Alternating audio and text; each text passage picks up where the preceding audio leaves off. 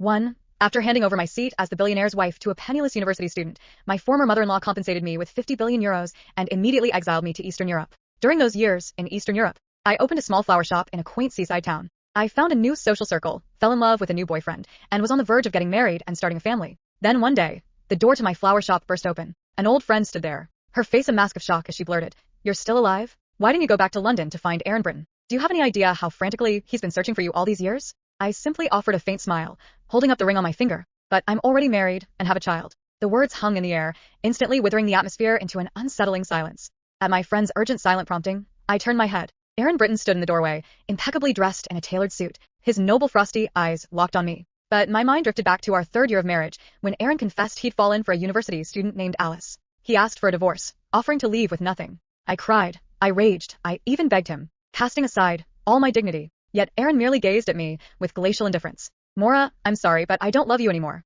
I stormed to Alice's university like a madwoman, creating a scene that cemented her reputation as the other woman. Alice, in turn, hated me enough to run me over with her car. Lying in a pool of my own blood, my first thought was to send Alice to jail, but Aaron rushed back that very night, kneeling by my hospital bed, pleading, "Maura, please let her go. She's so young. I won't divorce you. I'll come back to the family. I'll make it up to you. I promise." In that moment, watching him beg so humbly for another woman, my heart twisted into a knot of agony for the first time, but I loved him too much, loved him enough to agree to his terms. For the next 3 years, Aaron indeed cut all ties with Alice. Everyone said he'd turned over a new leaf. He came home punctually every day, remembered all my preferences, brewed me ginger tea during my period, and held me tight when I had nightmares. But once, while we were dining at a restaurant, he got into a furious brawl defending a harassed waitress. The moment I recognized her face, a chill sharper than ice sliced through me. He withdrew a business card from his inner pocket and extended it to Alice, his voice low. "Go see this person. He'll arrange a decent, easy job for you." Alice suddenly stared at him, her eyes brimming with tears, and knocked the card to the floor. "I don't want any of this. What I want, what I've always wanted, is just you, Aaron Britton. Only you." Alice's tears streamed down her face. "For 3 years I thought about you every single night, unable to sleep. I secretly went to our old dating spots and just sat there all day long. Aaron, why can't we be together when we clearly love each other?" Her sobs were heart-wrenching. Aaron scanned her anguished face, his eyes swirling with profound pain and struggle. "How do you think I feel? But only by returning to my family could I protect you. Alice, please listen." He turned to leave, but Alice suddenly lunged at him from behind, kissing him fiercely, heedless of their surroundings. Hidden behind a planter, I watched, transfixed, as Aaron's Adam's apple bobbed, making a final desperate struggle. Then he cupped the back of her head with one hand and passionately, fiercely returned her kiss. I stood there, my blood seeming to freeze in my veins. I thought my heart had died 3 years ago, that it couldn't ache anymore, but I was wrong. A dead heart could still be tormented. Now, seeing the raw passion and adoration blazing in his eyes, those 3 years of devotion suddenly seemed like a colossal joke. 2. I couldn't bear to watch any longer. I turned and stumbled towards the elevator. A large hand suddenly shot out from the side, clamping over my mouth.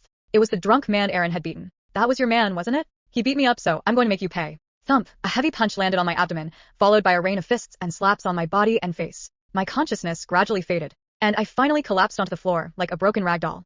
Just as I thought I was going to die there, passers-by rushed in and saved me. The doctor's expression was grim after the examination. Multiple contusions, possibly fractured ribs. "We need a family member's signature." The nurse in charge dialed the top contact on my phone. It rang for a long time before being answered. The other end was quiet, then came a series of sounds that made my cheeks flush. A few seconds later, Aaron's voice, feigning calmness, came through the phone. "Hello, Maura. I'm sorry. The company has an urgent overseas video conference. Drive home safely yourself. I'll be back once I'm done." He didn't even wait for my reply before hastily hanging up. Lying in the hospital bed, I forced a smile that was uglier than any cry. My voice hoarse and broken. "I don't have family. I'll sign myself." With a final stroke, my vision completely blackened, and I passed out. When I awoke again, I was in a hospital room permeated with the smell of disinfectant. A familiar concerned voice spoke by my bedside. "Maura, you're awake. How do you feel? Does it still hurt?" Studying his face so close to mine, at the distinct dark red mark visible on his neck, a wave of nausea rolled through me. Seeing no response from me, he took my hand, his eyes sincere. "Don't worry. I've dealt with the man who hit you. No one who harms my Maura gets away with it."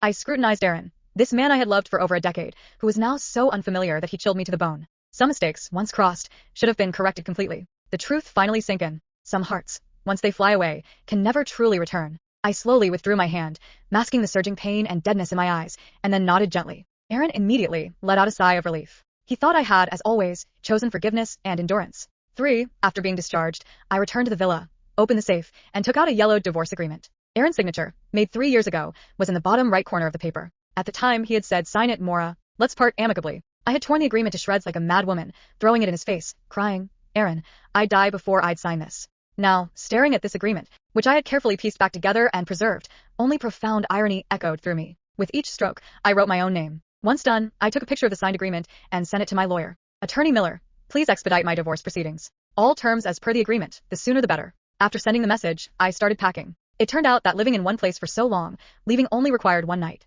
Aaron didn't return until the next evening. He carried an exquisite gift bag, a gentle smile on his face. Mora, look what I brought you, the limited edition bracelet from your favorite brand. I had someone bring it back from abroad. He strode in and spotted me sitting by the window, lost in thought. You must have been bored from being in the hospital for a few days. There's a business gala tonight.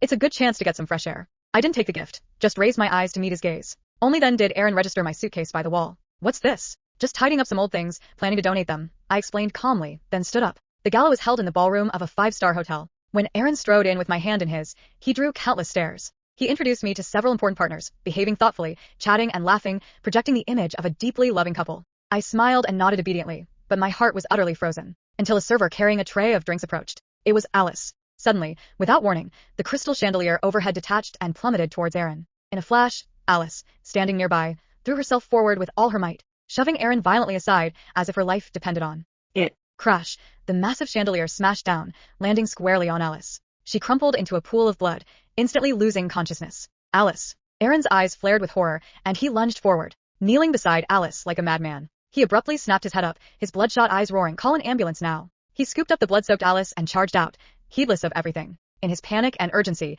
he even slammed into me, who was standing in his way. I staggered from the impact, smacking my forehead hard against a cold Roman pillar beside me. Sharp pain blasted through me, and warm liquid trickled down my temple. I clung to the pillar, barely steadying myself, and when I raised a hand to touch my forehead, it came away scarlet. Aaron, meanwhile, cradling Alice, had vanished from the ballroom like a gust of wind, never once glancing back at me. The surroundings dissolved into chaos, gasps, murmurs. Someone came over to ask if I was all right, but every sound blurred into muffled static. Clutching my bleeding forehead, I stumbled out of the chaotic ballroom. I didn't go to the hospital, but found a nearby clinic for simple disinfection and a bandage. Back home, the villa was empty and silent, cold. I washed the blood from my face and collapsed onto the sofa, pulling out my phone. The city's viral video was of Aaron. It was filmed at the renowned St. Michael's Cathedral on the city outskirts, known for its 999 steep stone steps. It was said that a truly devout person climbing the steps on their knees would find their prayers for safety answered most effectively. In the video, Aaron had shed his blood-stained designer suit, wearing only a thin shirt. His expression was solemn, his gaze resolute as he arduously climbed towards the cathedral at the summit, one step, one kneel, one bow at a time. A reporter nearby held a microphone, asking Mr. Britton, "Who are you praying for? Is it for your family?" Aaron stared into the camera, his eyes tender and firm. "For the person I love most, praying for her safety. The person I love most." I slammed my phone shut, but the suffocating pain in my chest refused to subside. I thought the suffocating pain in my chest would last forever. It didn't. By the time Attorney Miller called me the next morning, I was sitting at the kitchen counter eating strawberry toast and drinking coffee. "Mora, congratulations. The divorce has been finalized." I nearly choked on my coffee. "That fast. Your ex-husband signed everything." I stared at the divorce certificate on my laptop screen. 3 years ago, I would have celebrated this moment with tears. Instead, I laughed. A real, ridiculous laugh that made me cover my mouth. Thank God. That afternoon, I sold the villa. I donated most of the furniture, threw Aaron's things into boxes, and sent everything to his office. His wedding gifts, watches, cufflinks, photographs, even the stupid porcelain swan he bought me on our first anniversary. All gone. I kept one thing. My passport. Because I was leaving. I had already booked a flight to Eastern Europe, where my mother had once spent several years living. I had no grand plan. I simply wanted somewhere Aaron couldn't reach me. Before boarding the plane, I sent him one final message. "The divorce is finalized. Please don't contact me again. I hope you and Alice have the life you fought so hard to have." Then I blocked his number. For the first time in years, I could breathe without wondering where my husband was. And strangely enough, the world didn't collapse. 3 months later, I opened a tiny flower shop in a seaside town surrounded by colorful buildings and cobblestone streets. The shop was called Mora's Garden. It was small. The windows were crooked. The plumbing was terrible. The old woman who lived upstairs complained every morning because my delivery truck blocked her favorite parking spot. I adored it. I spent my days surrounded by roses, tulips, peonies, and ridiculous amounts of baby's breath. I made friends with the baker across the street. I joined a weekly dinner group. I learned enough of the local language to argue with suppliers. I accidentally ordered 500 carnations instead of 50 and spent an entire week giving flowers away to strangers. For the first time in my adult life, my biggest problem was whether my roses would survive the summer heat. Then I met Adrian. He walked into my shop one rainy afternoon carrying a broken umbrella and looking extremely offended by it. "Your flowers are trying to kill me." I blinked. "What?" He pointed accusingly at a bucket of roses. I tripped over them. I burst out laughing. He laughed too. That was how it started. Adrian was nothing like Aaron. He wasn't some billionaire heir surrounded by assistants and bodyguards. He owned a small architecture firm and personally drove his old blue car. He burned pancakes. He sang horribly. He danced in the kitchen whenever our favorite songs played. And whenever I was upset, he didn't lecture me about being unreasonable. He simply hugged me and asked, "Do you want comfort, revenge, or cake?" I married him 18 months later. We had a little girl with enormous brown eyes. Then came another baby. Our house was constantly loud. Someone was always crying. Someone was always laughing. Usually both happened at the same time. I loved every second. 5, 6 years passed. Then one afternoon, I was arranging a bouquet when the bell above the shop door rang. I looked up, and there he was. Aaron. Older. Tired. Still annoyingly handsome. For half a second, I didn't recognize him. Then I did. And my first reaction wasn't heartbreak. It was irritation. A deep, immediate irritation. Like seeing a cockroach crawl across a freshly cleaned kitchen floor. Ued-Industry. Oh, you've got to be kidding me. Aaron froze. Mora. I looked at him. Then at the expensive suit. Then at the flowers in his hand. Then back at his face. What do you want? His eyes reddened. I've been looking for you for years. That's unfortunate. Mora, please. I rolled my eyes. Please what? I made a mistake. I almost laughed. You made several. He stepped toward me. I never stopped loving you. My face twisted in disgust. Don't say that. His expression crumbled. You don't understand. I understand perfectly. I pointed toward the door. You cheated on me emotionally, humiliated me, ignored me while another woman nearly killed me, abandoned me at a hospital because you were busy with her, ran away carrying her when a chandelier fell, and then climbed 999 stairs on your knees to prove how much you loved her. Aaron's face went pale. And now you're standing in my flower shop telling me you loved me? I laughed again. It was almost unbelievable. You're unbelievable. I regretted everything. You should. I searched everywhere. Congratulations. Mora, I can make it right. I stared at him for several seconds. Then I smiled. My husband is waiting for me at home. Aaron's jaw tightened. You remarried? Yes. And you have children? 2. His face looked like someone had punched him. I felt absolutely nothing resembling sympathy. Actually, I felt hungry. I glanced at the clock. Oh, I'm late. Aaron stared at me. Late for what? Dinner. With who? My husband. I picked up my purse. He's making lasagna tonight, and if I'm late, he'll eat all the crispy cheese himself. Aaron looked genuinely stunned. You're happy? I stared at him as if he'd asked the stupidest question imaginable. Yes. After everything that happened? Yes. Do you love him? I smiled. Very much. His eyes filled with tears. Mora? I held up a hand. Please don't cry in my flower shop. You'll scare the customers. He actually laughed through his tears. Then he whispered, I lost you. I shrugged. You lost me when you decided someone else mattered more. He lowered his head. For once, I didn't feel responsible for comforting him. I walked around the counter and opened the door. Goodbye, Aaron. He stood there for a long moment before leaving. I locked the door behind him. Then I walked home. The moment I opened the front door, my daughter came sprinting toward me. Mama. I scooped her up, laughing as she wrapped her arms around my neck. From the kitchen, Adrian shouted, You're late. I got distracted. Dinner is ready. I walked into the kitchen with our daughter clinging to me. Adrian stood there wearing an apron, holding a wooden spoon, and looking ridiculously pleased with himself. You're smiling, he said. I had a strange visitor. Who? I kissed his cheek. An annoying cockroach from my past. He frowned. Should I kill it? I burst out laughing. No. It already crawled away. Adrian smiled and handed me a plate. Good. Eat. I sat down between my husband and our children. The house was warm. The food was messy. The children were arguing over dessert. Adrian stole a piece of garlic bread from my plate and pretended he hadn't. I slapped his hand. He laughed. And I realized something. I had spent so many years believing happiness meant finally being loved by the man who once rejected me. I was wrong. Happiness was waking up beside someone who chose me every morning. It was children running into my arms. It was flowers covering the windowsills. It was burned pancakes, stolen garlic bread, loud laughter, and a husband who thought making me smile was more important than looking impressive. Aaron had once been the center of my entire world. Now, when I thought about him, all I felt was one simple emotion. Annoyance. And honestly, that was a pretty wonderful way to remember him. 6. Aaron and Alice's marriage lasted less than a year before the first scandal exploded. It started with a photograph. Alice had been photographed leaving a nightclub at 2 in the morning with a famous actor. The picture went viral before breakfast. By noon, every major entertainment account was calling her Aaron Britton's unfaithful wife. Aaron saw the photographs while sitting in a board meeting. His face turned ugly. He immediately called Alice. She didn't answer. He called again. Nothing. By the time she finally returned home that evening, Aaron was waiting in the living room. Where were you? Alice tossed her handbag onto the sofa. Out. With him. She stopped. So you've been spying on me? Answer me. Alice laughed. You cheated on your wife long before you married her. Now you're suddenly concerned about loyalty. Aaron's jaw clenched. Don't change the subject. I wasn't sleeping with him. Then why were you at his hotel? Alice's expression changed. Because he was helping me with a movie deal. Aaron stared at her. You never told me. Because I knew you'd interfere. I'm your husband. And I'm not your property. The argument became so violent that the servants fled the room. Alice grabbed a vase and smashed it against the wall. You ruined more for me. Aaron froze. Alice was breathing heavily. You destroyed your marriage, abandoned your family, humiliated yourself for me, and now you want to pretend I'm the problem? You wanted this life. Yes, she screamed. I wanted you, and now you have me. I don't want this version of you. The room went silent. Aaron stared at her. Alice's chest rose and fell. Then she whispered, I wanted the Aaron who used to look at me like I was the only woman alive. Aaron laughed bitterly. That man was an idiot. Alice slapped him. The sound cracked through the room. Aaron slowly turned his face back toward her. Neither spoke. Then he walked out. The next morning, Alice woke up to discover that every bank card in her name had been frozen. Her jewelry collection had been removed from the mansion. Her assistant was fired. Her driver was gone. And Aaron's lawyer was waiting downstairs with divorce papers. Alice nearly tore them apart. You think you can throw me away after everything I sacrificed? The lawyer adjusted his glasses. Mrs. Britton, Mr. Britton is offering you a generous settlement. Tell him to shove it. She grabbed the papers and ripped them in half. I'm not divorcing him. The lawyer sighed. You should reconsider.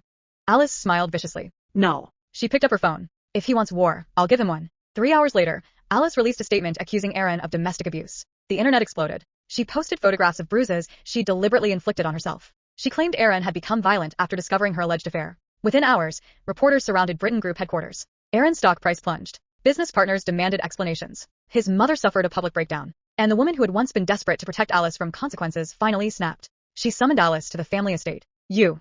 Alice walked into the room, wearing sunglasses. You ruined my son. His mother slammed a stack of documents onto the table. You think Aaron's family will let you walk away with billions after this? Alice smiled. I don't need your permission. Oh, you will. She pushed another folder across the table. Inside were photographs, bank transfers, hotel records, private messages, everything Alice had done during the marriage, including the money she'd secretly transferred to her own family, including the luxury apartment she'd purchased under another man's name, including the messages she'd sent to the actor. Alice's face drained of color. You had me investigated? I've been investigating you since the day my son brought you home. Alice suddenly laughed. You knew? I knew you were trouble. She leaned forward. But I underestimated how stupid my son was. That sentence spread across the internet the following morning. Britton heiress calls Alice a gold digger. Then came the second bombshell. The man Alice had been secretly meeting wasn't merely an actor. He was her ex-boyfriend. And he'd been threatening her for months. He released their private messages. In one message, Alice had written, Aaron will give me everything. Just wait. In another, once I'm Mrs. Britton, I'll never have to work again. The public turned on her instantly. The woman who had once been portrayed as the innocent university student had become the most hated woman in the country. Then Aaron made the mistake that destroyed everything. During a televised press conference, a reporter asked him, Mr. Britton, did you marry Alice because you loved her? Aaron stared at the cameras. For several seconds, he couldn't answer. Then he said, I thought I did. Alice was watching from home. She threw her champagne glass at the television. The reporter continued, Do you regret your previous marriage? Aaron closed his eyes. Yes. That single word detonated across the country. Alice went completely hysterical. She stormed into Britton Group headquarters and slapped Aaron in front of dozens of employees. You said you loved me. Aaron grabbed her wrist. Enough. You told me I was your whole world. I was wrong. Alice screamed. Then why did you destroy Maura for me? Aaron released her. Neither of them noticed the reporters gathering outside the glass doors. The entire confrontation was recorded. By evening, the video had millions of views. But the worst part came the next morning. A former hospital employee revealed that years ago, after Alice had run Maura over, Aaron had personally pressured Maura to drop the charges. The public learned everything. The accident. The hospital. Aaron refusing to come when Maura needed him. His secret meetings with Alice. The kiss. The chandelier incident. And the fact that he'd abandoned his own wife while carrying Alice out of the ballroom. People began digging. Then someone found Maura's old divorce agreement. The woman Aaron had discarded had left with nothing. The internet exploded. He destroyed his wife for this woman and still left her with nothing? Maura deserved better. Alice was never the victim. Aaron's reputation collapsed overnight. Several investors withdrew. His family's board forced him to resign as chairman. His mother cut him off from the family trust. And Alice? She lost everything. Her social circle vanished. Her endorsement contracts were cancelled. Her acting opportunities disappeared. The mansion was repossessed. The divorce finally went through. But there was one final humiliation waiting for Aaron. When he arrived at Maura's old villa hoping to find some trace of their marriage, he discovered that the property had been sold years ago. The new owner had no idea who he was. Aaron stood outside the gates in the rain, staring at a house where Maura had once waited for him every night. He took out his phone. Her number was still blocked. He opened an old photograph. Maura was laughing beside a flower shop. A little girl was sitting on her shoulders. And beside her stood a man Aaron didn't know. Her new husband. Aaron stared at the picture until his hands began shaking. He had once believed Maura would spend the rest of her life waiting for him. Instead, she'd built an entire world without him. And while Aaron was losing his company, his fortune, his family, and his reputation, Maura was sitting at a seaside restaurant with Adrian and their children, laughing so hard she nearly spilled her drink. Adrian leaned over. What are you laughing at? Maura wiped her eyes. I just remembered something ridiculous. What? My ex. Adrian raised an eyebrow. Is he bothering you? No. She smiled. That's the best part. She looked at her children, then at her husband. He isn't part of my life anymore. And she meant it. Meanwhile, across the city, Aaron sat alone in a nearly empty apartment. For the first time, he understood exactly what he'd lost. He had lost the woman who once loved him more than herself. And she had replaced him with a man who loved her enough to make her laugh. Aaron buried his face in his hands. He had spent years believing Maura's love was guaranteed. Now he couldn't even buy back a single minute of it.